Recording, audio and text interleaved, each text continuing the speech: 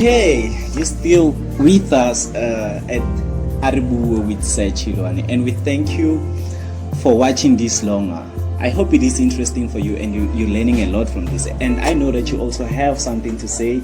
You can join us on the topic at hashtag Aribu on Twitter. Thank you.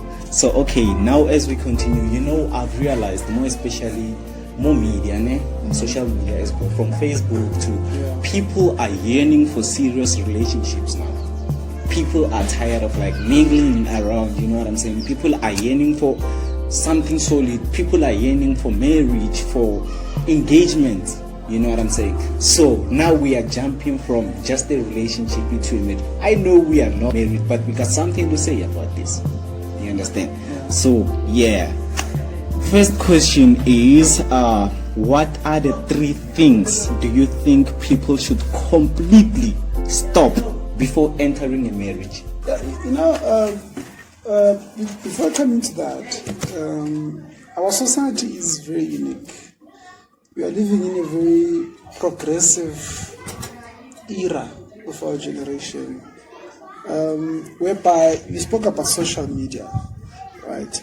And I don't want to promote the idea of being a different person just because you're in a relationship. And the reason why I don't promote it is because that is a facade.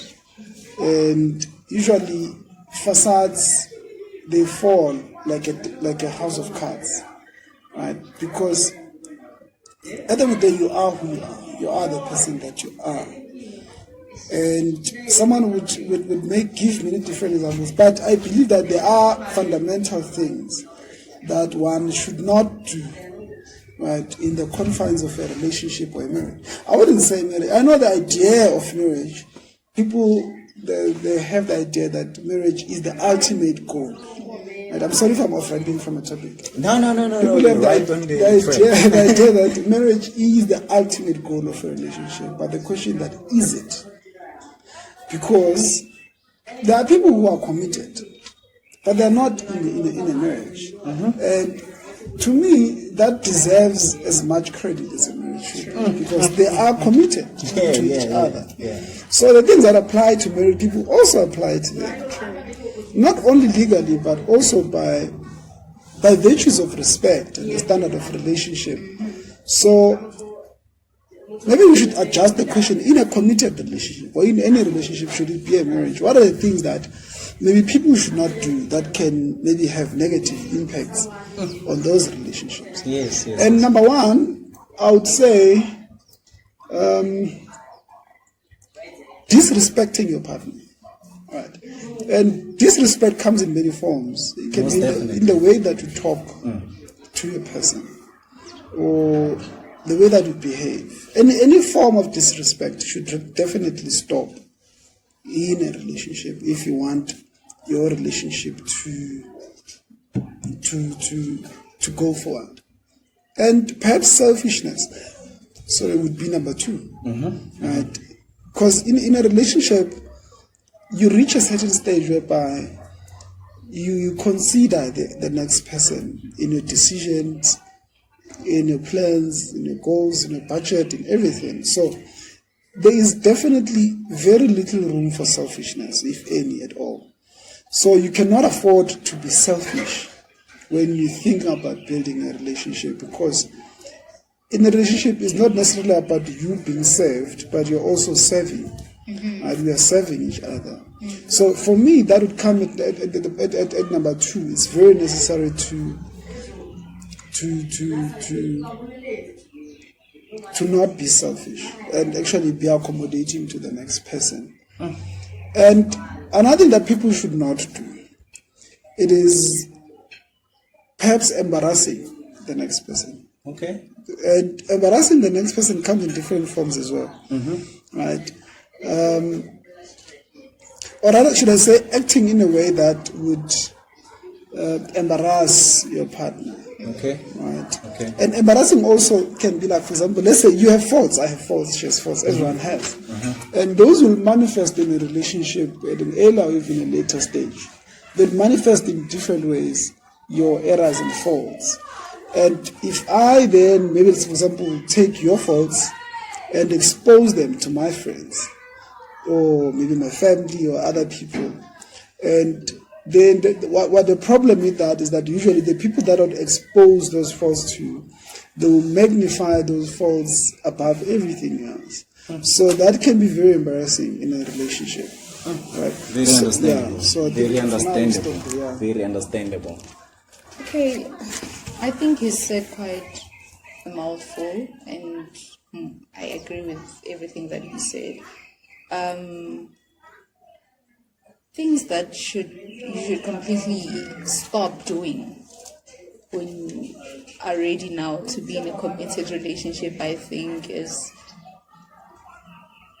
literally lying, you know. Like, I'm one person who values honesty, and I believe for, you know, if the foundation was built on, you know, honesty, then going forward it's not going to be a problem.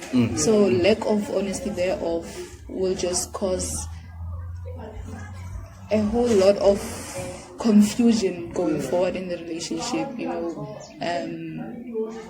in as much as, you know, you value yourself, you value the other person as well, and you have your own values, your partner has their own values, but when you come together in a relationship, there are certain values that you must create together. You know, there are compromises that needs to be made, so that as well. But above all else, I think honesty, yeah. We thank you for it. We thank you for it. She talked about honesty. I know there's a lot of guys and ladies that be telling their partners that, especially from the start of the relationship, I don't like somebody who lies, but they are the liars. And it happens a lot, trust me. Probably one of you watching have been in this. So okay, as we continue, how important it is to go for counseling sessions before entering a marriage, or rather you could say a committed relationship. It is important. It is. You can go. Okay. I believe counseling is in many different ways. Okay. People not everyone believes in like the strict traditional counseling. You know, people get counseling in different ways. And I was gonna ask, if does it matter if the counselors are random elders, a pastor, parents, or marriage counselors? I believe all that you've mentioned above are, you know, important in their respective ways. But also, I believe as a couple, you should decide on what kind of counseling that you both want. But I believe it is very important to go for counseling, even though it's not like a professional counseling. Like, you know, going out to sessions, you know, about marriage. You can go for marriage sessions. You can go to couples, whatever. You tend to meet different couples, learn from them, you know, get their experiences. That is counseling to me, in as much as you go to, you know, an office and sit with a pastor or sit with a psychologist or a therapist or a counselor, and you tell them their problems, and they, you know. Yeah. That is so true. My brother? Yes, definitely it is important. Premarital counseling is very important, and couples should go for premarital counseling. And because sometimes there are underlying issues, traumas, systematic beliefs, and all these things that can sabotage your relationship in the long run. So you really want to deal with that earlier on in a relationship before you get into it. Sometimes also it opens your eyes whether do you really want to be in that marriage or not. Yeah, I know of people who they went for counseling and they decided, no, this is not for me. I'm not going to do this. So it's very important. As to whether you're going to a priest or a counselor, personally, my preference, but remember, with things like this, we cannot really rely on another person's preference. What works for you? It's fine. Because some people, they believe more in spirituality and whatnot, and they go for a pastor. That's fine. Yes. I'd say go to a registered marital counselor or wherever that person may be that you trust. Right?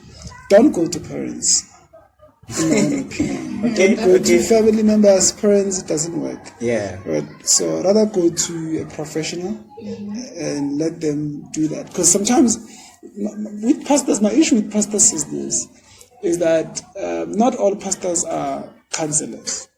They can be good preachers, but not necessarily are they good counselors or advisors when it comes to issues like So that. better go to somebody who studied exactly for this, Not right? really studied, they can be studied, but let me say trained. If they're trained, if they know what they're doing. Okay. If the person is also trained and they know what they're doing, it's also cool. Okay. Right? But let it not be a relative, a friend, or a family member, because there's a lot of biasness with that. Yeah, for sure. And it happens probably your parents. Also, you get like general advices. Yeah. Yeah. Yeah. And that when with your partner you go same advice. I go with my partner same advice, and it doesn't necessarily work for all the relationships. Okay. So here's another question. Do you think it's possible to have a happy family and a successful career at the same time? Very much possible. It has been done.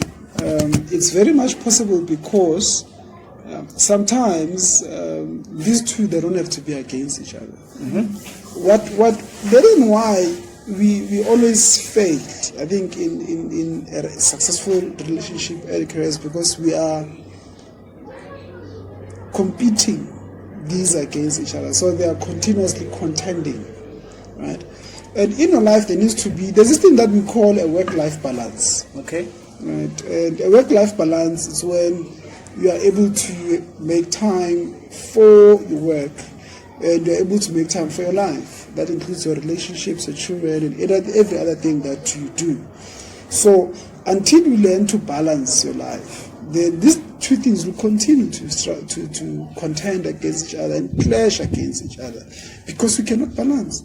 So the problem is not necessarily these two things, but your inability to plan your life and balance your life properly. So they definitely, it can, it's possible, and it's very much possible. Powerful. Yeah, I think it's definitely possible if you live up to your own standards as partners in a relationship to what it is that you want in a relationship, how you want your relationship to be like, and when you discuss where you want it to be in the coming of years, then I think things like careers, as time goes by, they change, obviously, as we grow. We grow out of a lot of things as well. So if you continue intentionally discuss, what it is that you want in your relationship and how you want it, I don't think a career can be as much problematic as society deems it to be. Yeah. Powerful. I've heard a lot of people talking about if you want to be a successful person, you rather focus on the career before a relationship. But honestly we actually all have time. But people like to put it as in like, I don't have time, I have time for a specific thing. We all have time. We actually choose who to make time for, what to make time for. Exactly. But the honest is we all have time. True. So okay, we're moving forward to what do you understand now about relationships that you didn't understand previous years back? That relationships can end and it's okay. Wow. It's okay for relationships to end. But it's not as easy as you like saying. Depends on the state of mind. Okay. But what I did not know then, what I know now, is that relationships can end, and it's okay for relationships to end. Because not every relationship is a lifelong relationship. Right? And relationships end for many reasons, and I did not understand that.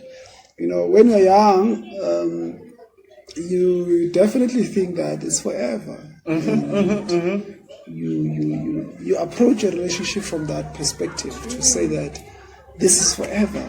I cannot leave without this particular person. But Remind me of high school life. yes, but you grow and you understand that you can. Yes. Leave. There are people that left you, David, and other people that you left, and you thought your life wouldn't exist without them. Yes. Then they left. You're still alive. I'm still alive, bro. And so I had to learn that, to say that, you know what, people go, relationships end, even friendships. And it's okay. I don't think that, my understanding of it is okay. Sometimes it's supposed to happen. Yeah. And I just embrace the process. Just embrace the process. That's why you should enjoy your relationship and do the most, be the most, because it might end. Hallelujah. Hallelujah. What I understand now about relationships that I didn't understand before is that relationships are personal. You do what makes you happy. What saves you. What serves you better, actually. So if it does no longer serve you, why are you staying? And if you choose to leave, it's for you. It has nothing to do with nobody. It is your journey. And, you know, it is endless. The journey is endless, really. So relationships are personal. That's what I understand now. That I didn't understand before. Yeah. Simple and fascinating. You heard it. So we are almost at the end of our session. This is our first session. Please follow us on our page on Facebook. It's Aribuwe with Sechilwane. Instagram Aribuwe with Sechilwane. Twitter Aribuwe or at Chilwane David 1. And then YouTube channel, please subscribe at Aribuwe with Sechilwane. Okay, one more last question. Just give me and the people watching here a random piece of advice regarding romantic relationships. Regarding romantic relationships, do not lose yourself. Don't lose yourself, especially for a relationship. Any relationship, even romantic, don't lose yourself.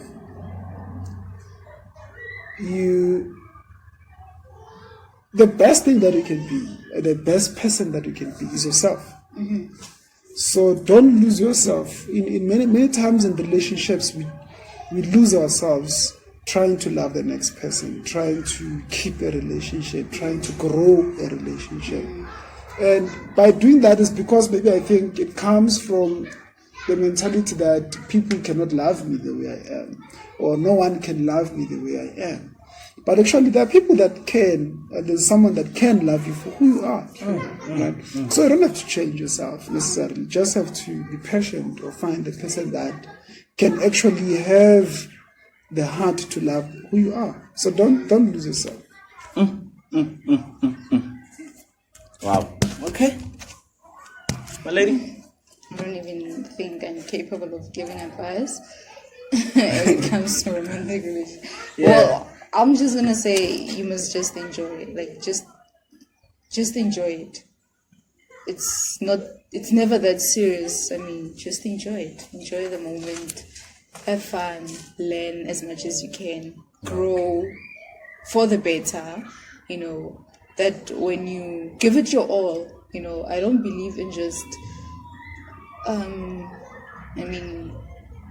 giving a portion of yourself because you believe, okay, what if it ends? Or what if this person does not love me the way they're supposed to? Or what if, just give it your all. Every single time, give it your all, that when you decide to leave, eventually, when it comes to that, you know, you've given it your all and you have no regrets. But most importantly, enjoy it. Guys, we really thank you for your time, for being with us. Would you probably leave your social media accounts where they can follow you? And I know that you're a writer. Yeah. He's a writer. So can you tell them where to find you? Yeah, definitely. I'm available on social media. It's Give Jane Tinkulu on Facebook, Twitter, Instagram, LinkedIn, and YouTube. Give Jane Tinkulu everywhere. One word. Okay, we have our sister. She's a poet. And where can we find you? I don't really regard myself as a poet. Okay. But yeah, it's fine. You can call me that. It's a conversation for another day. Yes. Basically, you put the money everywhere. Twitter, LinkedIn, Instagram, Facebook. I'm going to put them. Simple as that. We thank you for being with us. Stay blessed.